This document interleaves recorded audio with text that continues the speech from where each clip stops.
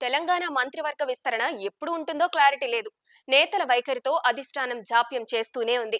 రోజులు గడిచే కొద్దీ ఆశావహుల లిస్టు కూడా పెరుగుతోంది. అనూహ్యంగా ఎమ్మెల్సీ రేసులోకి వచ్చి పదవిని చేజెక్కించుకున్న విజయశాంతి తనకు మంత్రివర్గంలో చోటు కల్పించాలని కోరుతూ రాష్ట్ర కాంగ్రెస్ వ్యవహారాల ఇన్ఛార్జ్ మీనాక్షి నటరాజన్ను కలవడం బిగ్ టాపిక్ గా మారింది. దాదాపు 15 నిమిషాల పాటు మీనాక్షితో విజయశాంతి భేటీ అయ్యారు.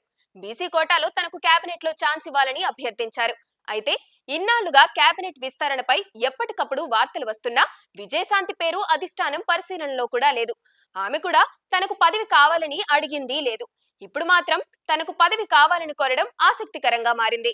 ఇప్పటికే మంత్రివర్గంలో ఇద్దరు మహిళలు ఉన్నారు. సీతక్క, కొండా సురేఖ ఉన్నారు.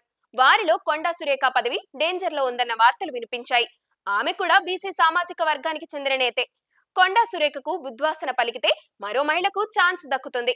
ఆ లెక్కతోనే తనకు మంత్రివర్గంలో చోటు కల్పించాలని విజయశాంతి లాబింగ్ చేస్తున్నారనే చర్చ జరుగుతోంది.